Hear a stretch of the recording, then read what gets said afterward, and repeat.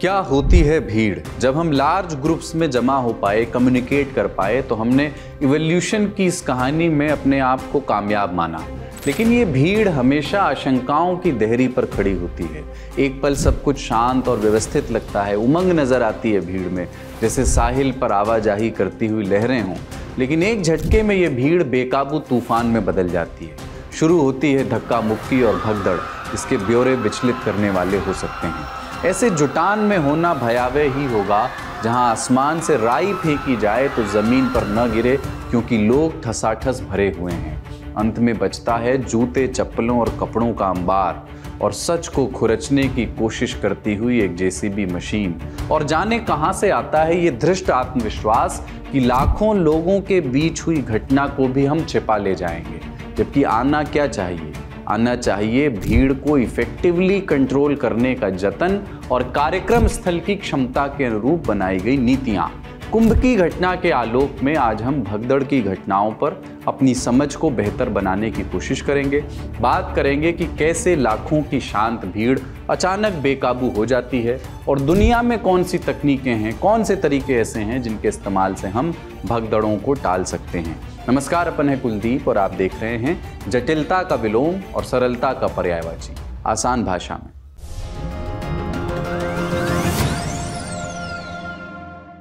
दिसंबर 1979, Ohio, America. अंग्रेजी rock band the हू के concert का गेट खुला और भीड़ बेकाबू हो गई। अफरा तफरी में 11 लोगों की मौत हुई। 24 सितंबर 2015, मक्का। हज करने के लिए लाखों लोग पहुंचे हुए थे। 12 मीटर चौड़ी गली में भीड़ आगे बढ़ रही थी। भगदड़ हुई, सांस लेना मुश्किल हो गया। 10 मिनट की चीख पुकार के बाद 2000 लोगों की मौत हुई। 29 अक्टूबर 2022, सियोल, दक्षिण कोरिया। लाखों लोग हैलोवीन मनाने के लिए सड़कों पर जमा थे। सिर्फ 3 मीटर चौड़ी गली में हजारों लोग ठुसे हुए थे। अचानक कैओस हुआ, किसी का दम घुटा, किसी को भीड़ ने कुचल दिया। अखबारों में अगले दिन छपा 159 डेड। और अभी हाल ही में महाकुंभ 2025 में हुई 2 भगदड़ें, जिसमें से एक का जिक्र प्रशासन ने किया ही नहीं, उसे छिपाने की कोशिश की। 4 देश, 4 अलग अलग मौके, लेकिन इनमें एक चीज कॉमन है, भगदड़। अगर अफवाह फैल जाए कि कोई कंपनी दिवालिया होने वाली है तो इन्वेस्टर्स शेयर बेचने लगते हैं। आपने नोट किया होगा। सिर्फ इसी वजह से भी कंपनियां डूब जाती हैं और पूरा स्टॉक मार्केट भी डुबकी लगाने लगता है, नीचे आ जाता है। आपको याद होगा कोविड के समय कैसे लोगों ने ब्लैक मार्केट से कई गुना कीमतों पर रेमडेसिविर नाम के इंजेक्शन खरीदे थे, जबकि उन्हें इसकी कोई खास जरूरत नहीं थी उस समय।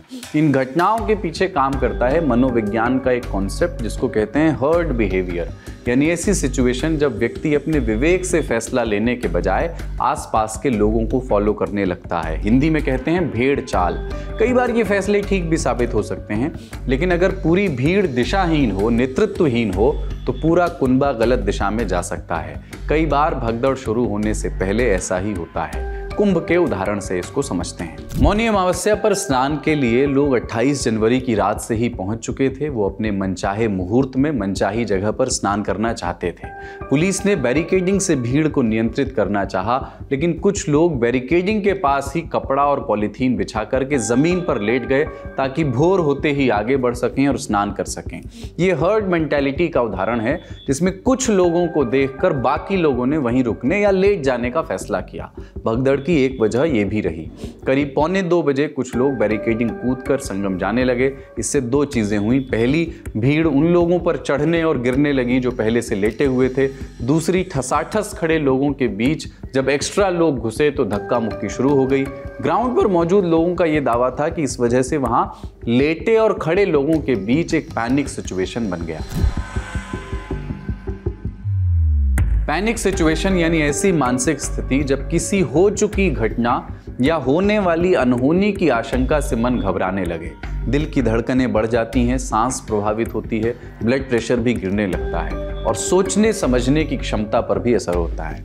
उदाहरण से समझते हैं। जब अचानक कोई कुत्ता भौंकता हुआ आपकी ओर दौड़ता है, या जब आप छूटती हुई ट्रेन पकड़ने की कोशिश कर रहे हैं दौड़कर, तो क्यों लगता है कि आपके पैर और तेज चल सकते हैं? ये स्टेमिना का मसला नहीं है, बल्कि इसमें काम करता है आपके दिमाग का एक बहुत तेज रिफ्लेक्स सिस्टम। डेनमार्क की पब्लिशिंग कंपनी एल्सेवियर, उसमें एक रिसर्च पेपर छपा, cognitive control of escape behaviour. इसके इसके मुताबिक इस रिफ्लेक्स सिस्टम के पीछे दिमाग के कुछ खुराफाती हिस्से हैं जो एवोल्यूशन की प्रक्रिया में ट्रेन हो गए हैं, जैसे एमिगडाला। ये दिमाग का वो हिस्सा है जो डर को पहचानता है और शरीर को अलर्ट कर देता है। ये सिर्फ कुछ माइक्रो सेकेंड्स में ही फैसला कर देता है, यानी सेकेंड के कुछ ही हिस्से में खतरा भागते ही दिमाग का दूसरा हिस्सा एक्टिव हो जाता है। दिमाग का दूसरा हिस्सा है पेरियाक्वेडक्टल ग्रे, पीएजी बोलते हैं इसको। ये दिमाग के बीचों बीच होता है और हमें ये तय करने में मदद करता है कि हमें भागना चाहिए, छिपना चाहिए या कोई और तरीका अपनाना चाहिए। यानी ये हिस्सा हमारी सर्वाइवल इंस्टिंक्ट्स को ईंधन देता है।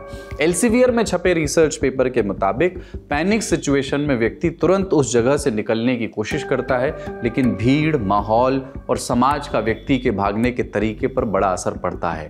जैसे अगर साथ में कोई रिश्तेदार है तो व्यक्ति उसकी फिक्र करता है। अगर सब लोग एक ही दिशा में भागते हैं तो बाकी लोग भी उधर ही भागने लगते हैं, भले ही वो सही दिशा ना हो। इसके साथ ही इंसान इशारों और आवाज़ों से दूसरों को चेतावनी भी देता है, जैसे कि चिल्लाकर बताना कि आग लगी है। रास्ते में रुकावटें आने पर इंसान के पास दो ही विकल्प होते हैं, या तो वो अपनी राह बदल ले या फिर मजबूरी में ऐसे रास्ते पर चले जिस पर वो खुद नहीं जाना चाहता। लेकिन जब मामला सर्वाइवल का हो, पैनिक सिचुएशन का हो, तो लोग एक दूसरे को धक्का देने लगते हैं, गिरे हुए लोगों को कुचलते हुए बढ़ने लगते हैं। मजबूरी में दिया गया एक धक्का या किसी को रौंदते हुए आगे बढ़ना भगदड़ को और भी विनाशकारी बना देता है। कैसे? विज्ञान में एक सिद्धांत है जिसे डोमिनो इफेक्ट कहते हैं। क्या होता है डोमिनो इफेक्ट? किसी हल्की सी हवा को आपने देखा होगा कि वो हल्की सी हवा भी चिंगारी को भयंकर आग में बदल सकती है। वैसे ही भगदड़ में सिर्फ एक छोटा सा धक्का भी कई लोगों का संतुलन बिगाड़ सकता है। एक के गिरने से दूसरा गिरेगा और फिर तीसरा गिरेगा, और इस बीच गिरे हुए लोगों को कुचलते हुए लोग आगे बढ़ते जाते हैं। हताहतों की संख्या बढ़ती जाती है। लेकिन हर बार सिर्फ पैनिक की वजह से ही भगदड़ नहीं होती। University of London, University of Sussex और यूनिवर्सिटी ऑफ सेंट एंड्रयूज के छात्रों ने मिलकर के एक रिसर्च पेपर पब्लिश किया, the role of group psychology in crowd crushing disaster. इसके मुताबिक भगदड़ का कारण सिर्फ पैनिक नहीं बल्कि क्राउड डेंसिटी भी है। क्राउड डेंसिटी यानी लोगों का घनत्व, यानी एक स्क्वायर मीटर में कितने लोग खड़े हैं। जब 4-5 लोग एक स्क्वायर मीटर में होते हैं तो वो आराम से चल सकते हैं। जब इतने ही हिस्से में 6-7 लोग हो जाएं वहां पर तो हल्की धक्का मुक्की हो सकती है। लेकिन जब ये संख्या 8 से ज़्यादा हो जाती है तो इंसान की पसलियां दबने लगती हैं और सांस लेना मुश्किल हो सकता है। इसलिए ज़्यादातर मौतें भगदड़ में गिरने के बजाय दम घुटने से होती हैं। उदाहरण के तौर पर 2015 में मक्का भगदड़ में हुई मौतें। लोग चलने की स्थिति में नहीं थे, कोई सड़क किनारे बनी लोहे की बैरिकेडिंग में दबा, कोई लोगों के बीच फंसा, सांस न आने से कुछ लोग बेहोश हुए और इसके बाद भगदड़ और विनाशकारी हो गई। ये रिसर्च मानती है कि लोगों का व्यवहार अक्सर अनुशासित रहता है। ये बेवजह धक्का मुक्की नहीं करते लोग, क्योंकि लोगों का बिहेवियर, उनका बर्ताव आसपास के माहौल और दूसरे लोगों के रिएक्शंस पर निर्भर करता है। यह है प्रमुख कारण भगदड़ के। सवाल यह है कि दुनिया भर के ये आयोजन रोके नहीं जा सकते। आयोजन तो होंगे ही, उनमें भीड़ भी आएगी। फिर भगदड़ को कैसे टाला जाए? कुछ तरीके हैं। भगदड़ जैसी स्थिति में साइकोलॉजी 3 वजहों से प्रभावित होती है। पहली, लोगों की संख्या कि कितने लोग आ रहे हैं और 1 मीटर स्क्वायर में कितने लोग खड़े हैं। दूसरी है लोकेशन, यानी एंट्री और एग्जिट पॉइंट्स कितने हैं। और तीसरी है लोगों के चलने की स्पीड, किस गति से वे चल रहे हैं।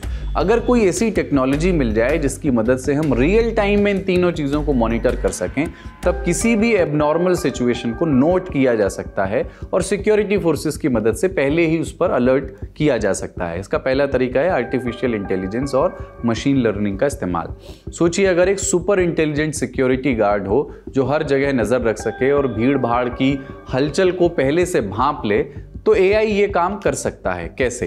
एआई कैमरे की मदद से भीड़ को लगातार मॉनिटर किया जा सकता है। ये कैमरे धक्का मुक्की या किसी जगह पर इकट्ठा हुई लिमिट से ज़्यादा भीड़ को नोटिस कर सकते हैं। ऐसी सिचुएशन में सिक्योरिटी को तुरंत अलर्ट भेज सकते हैं। ये पूरे इलाके को पल भर में स्कैन करके भीड़ को निकालने के सुरक्षित एग्जिट पॉइंट्स भी बता सकते हैं। जैसे गूगल मैप्स हमको ट्रैफिक जैम से बचने का रास्ता दिखाता है, कमोबेश उसी तरह सऊदी अरब ने 2007 में क्राउड विजन नाम की एक एआई तकनीक का इस्तेमाल किया था। वैसे तो इस सिस्टम ने कई बार हज प्रशासन की मदद की, लेकिन 2015 में हुई भगदड़ के समय ये उतना मददगार साबित नहीं हुआ। दूसरा तरीका है इंटरनेट ऑफ थिंग्स का इस्तेमाल। इंटरनेट ऑफ थिंग्स यानी कई सारी स्मार्ट डिवाइसेस का इंटरनेट के जरिए कोऑर्डिनेशन। जैसे आपकी स्मार्ट वॉच आपके फ़ोन और आपके लैपटॉप से कनेक्टेड होती है, ये इंटरनेट ऑफ थिंग्स का एक उदाहरण है।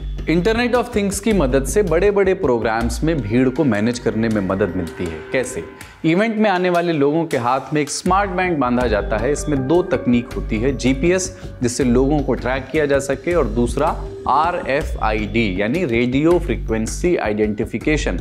RFID को आप बार कोड का बड़ा भाई समझ सकते हैं। ये तकनीक 2020 के टोक्यो ओलंपिक्स में इस्तेमाल भी की गई थी।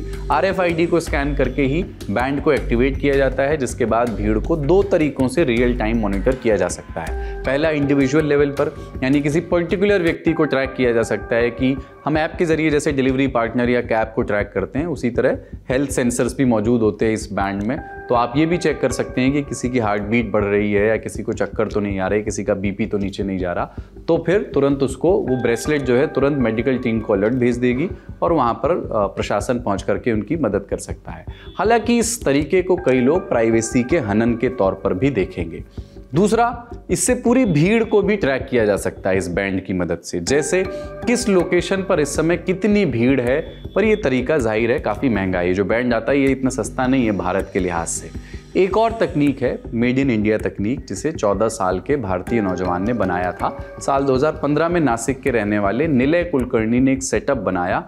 असीहोतो एनालिटिक्स कहते हैं वो उसको। असीहोतो एक जापानी शब्द है जिसका मतलब होता है फुट स्टेप्स। इसमें निलय ने ऐसे मैट्रिसेस बनाए, चटाई जैसी चीज़ें बनाई, जो लोगों की स्पीड, क्राउड डेंसिटी और लोकेशन को ट्रैक करती हैं और सॉफ्टवेयर पर रियल टाइम में अपडेट करती रहती हैं। 2015 में नासिक में हुए कुंभ मेले में अथॉरिटीज़ ने इस सिस्टम को ट्रायल के तौर पर इस्तेमाल भी किया था। इसकी मदद से प्रशासन ने आधे घंटे में 5 लाख लोगों को ट्रैक किया। एक और बढ़िया टेक्नोलॉजी है ड्रोन। ड्रोन आसमान से पूरी भीड़ पर नज़र रखते हैं और अचानक किसी हिस्से में बढ़ती भीड़ को भांप सकते हैं। लाउड स्पीकर वाले जो ड्रोन होते हैं वो लाइव अनाउंसमेंट्स भी कर सकते हैं, जैसे गेट नंबर 3 से नहीं, गेट नंबर 5 से बाहर निकलें, गेट नंबर 2 से एंट्री लें। G20 समिट और फीफा वर्ल्ड कप में इसका इस्तेमाल हुआ था। इस्तेमाल तो इस महाकुंभ में भी हो रहा था, सैकड़ों CCTV कैमरों, ड्रोन्स और AI का भी। फिर भी हम समय पर भगदड़ की स्थिति का अंदाज़ा नहीं लगा पाए। अगर लगा पाए तो ग्राउंड पर समय रहते भीड़ को डिविएट नहीं कर पाए। टेक्नोलॉजी सिर्फ सहयोग कर सकती है, लेकिन कैमरों और नीयत पर जब भाप जमी हो तो कोई क्या करे। आसान भाषा में आज इतना ही। ये एपिसोड आकाश ने लिखा। देखते रहिए दी लैला टॉप।